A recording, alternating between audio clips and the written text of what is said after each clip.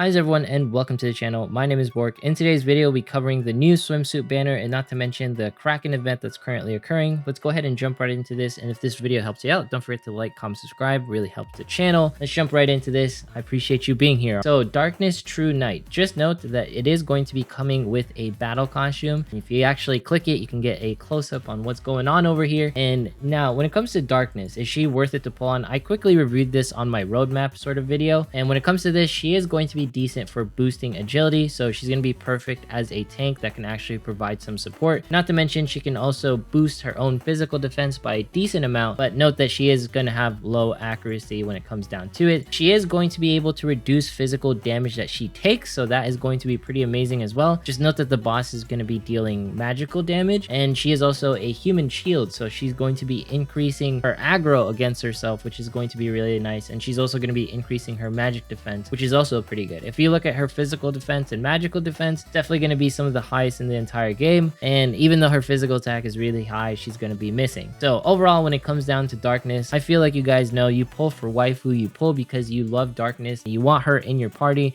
and you feel like her artwork is absolutely amazing, and you want her for this specific event because she is going to be decent for this specific event. Overall though, if you're trying to be more of a meta person and you want to save your crystals or quartz, I totally understand because she's not exactly the most 100% meta-proof character. In fact, she is in her own tier known as D tier for Darkness. All right, let's go ahead and jump into Union. You can see right here she does not have a battle costume, but just note that she is pretty well built for the current event because our event right now is currently weak to water damage because of the flame crack. Overall, is Union going to be dealing massive damage to the Kraken? Absolutely not. But if you're missing a water DPS, she's going to be decent for that factor. But just note that her special or her ultimate skill is going to be dealing light damage, so it's going to be neutral. Overall, when it comes down to this, if you don't have anyone, feel free to pull her, but honestly you should try to save your crystals or quartz because the aqua banner that's supposed to come the next time is going to be much better. So overall, don't try to spend your quartz if you're trying to min-max your quartz currently within the game, because pitying is going to take a whopping like 90,000 quartz, something like that. It's really expensive to say the least, so save if you can. Feel free to correct my math down below. It might be like 75,000 as well. It might be that much, but anyways, let's go ahead and jump into the quest right here and go ahead and talk about the event that's currently occurring. Now this one is kind of interesting because it's not set up like the previous one. So this is the only way to actually get the event tickets to fight the boss. You can go here into the normal modes and you can see you get the event boss tickets, or you can jump here into the hard modes and then you can get the event boss tickets as well if you have some runs that are currently available. I recommend clearing this out. Personally, I don't recommend clearing out the last one unless you really want to. It's mostly just going to drop the legendary Chalice, but if you want that,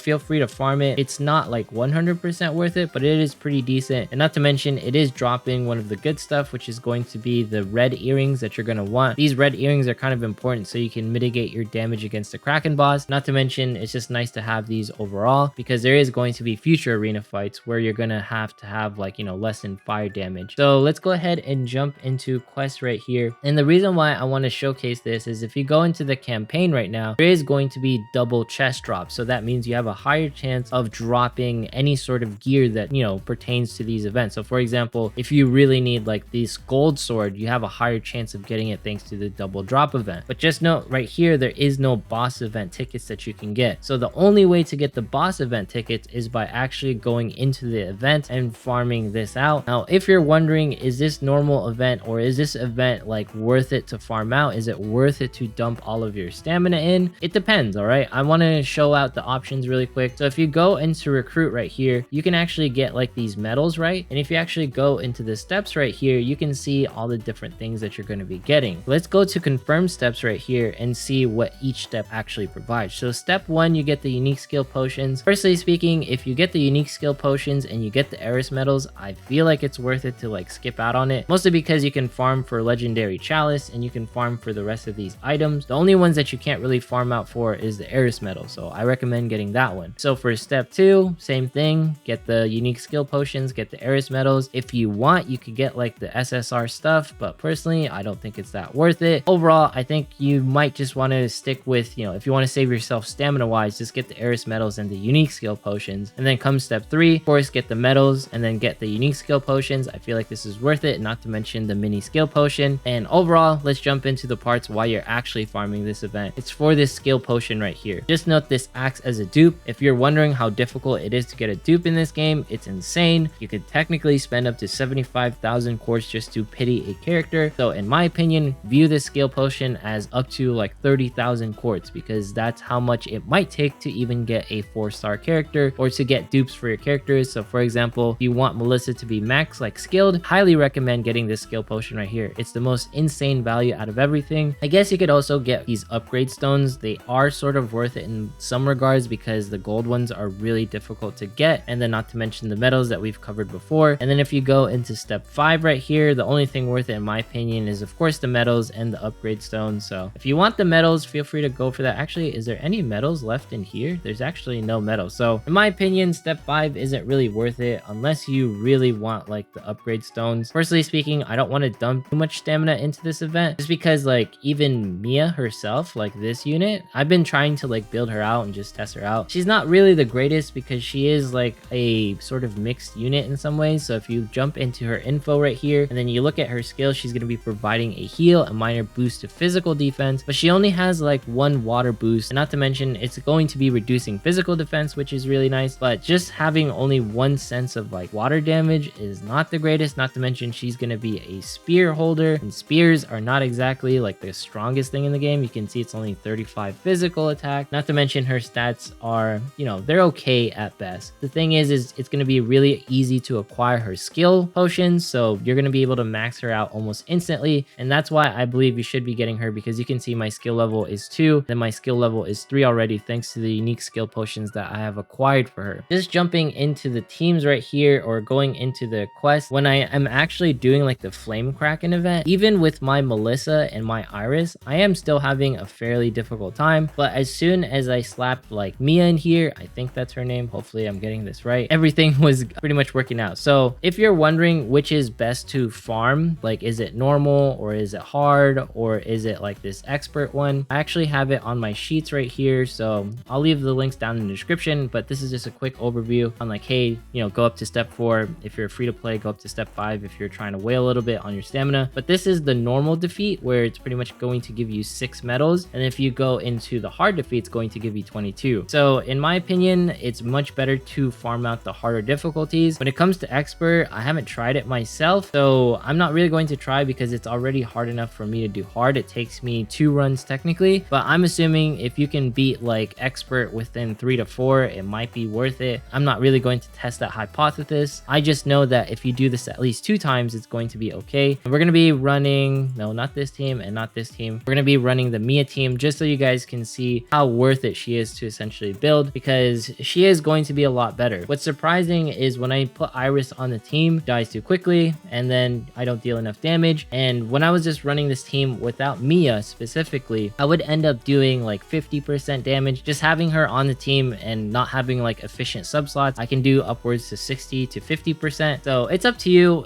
Doing it within like 50% damage or doing like 2 runs in order to complete like this flame Kraken boss at hard mode is worth it. And debatably, it's technically worth it to complete hard mode if it even takes you 3 runs. But if you can do expert, obviously that's the way to go because that's going to be providing the most medals. And I'm not sure like how the breakdowns goes, but obviously like the harder difficulties, if you can complete it within like a reasonable time, it's going to be definitely worth it. Now I know Mia passed out right there, but you can see we're already beyond the halfway point, which is my personal goal with this team. I know people are probably going to create like 1-turn teams that can do expert and 1-turn teams that can do hard. I just want to showcase my team and how difficult this boss actually is, and we might actually be able to deal a little bit more damage. I think the key portions for this boss as well is to just have higher defense gear. So by that I mean have like the flame earrings, maybe the gold ones. We were almost actually able to beat this. This is one of my better runs, but I just wanted to showcase that in case folks were wondering, you know, how difficult is this boss? Am I supposed to be beating like the hard modes in 1 run? I'm a casual player, you guys know that, and I'm almost able to beat it in 1 run. If you guys are able to beat it in 1 run, that's pretty amazing. But I recommend even if you can beat hard mode in 1 run, you should probably be going into expert, because expert is probably going to yield more overall like medals and stuff, so you can do more recruits. That way you can stop spending stamina. But if you're wondering like my overall consensus, should you spend your stamina on quests right now or should you spend it on events? Personally speaking, since this campaign is occurring for 2 days, I feel like if you need some gear from normal mode, you should probably probably be farming this out. Just note that the quest drop is not apparent for hard mode. It's all in on normal mode. So in case you need to get like some gold gear, you know, dropping from like chapter 6 or something, or you need to farm out some materials, then I feel like in main quest normal mode is just going to be a much better bang for your buck, because you can always come back to the event mode and essentially farm it out. And the only big priority, like I said, for the event mode is just getting that skill potion on step 4. If you get that skill potion on step 4, then I feel like you're going to be absolutely fantastic, because just note this is technically like 30,000 to 75,000 if you like count in the fact that this is a dupe. But yeah, that's going to be the event guide right there. My thoughts on if you should pull on the darkness banner. Personally speaking, if she's your waifu, you cannot go wrong. She's one of the best units in the entire game when it comes to waifu reasons. I cannot deny that. So to everyone who has pulled for her or even pitied for her, congratulations, because you got one of the best waifus in the entire game, which is going to be our waifu darkness on this specific banner, while Union is pretty much showing her face. But anyways, if you made it this far in today's video, consider subscribing, dropping a like, leaving a comment, follow me on Twitch, follow me on Twitter. What's it, 27,500 subs, we're doing a giveaway. Thanks so much for watching. Have yourself a fantastic day. Good luck on your summons, good luck on the events. Make sure to do normal mode right now. Thanks so much, and see you in the next one.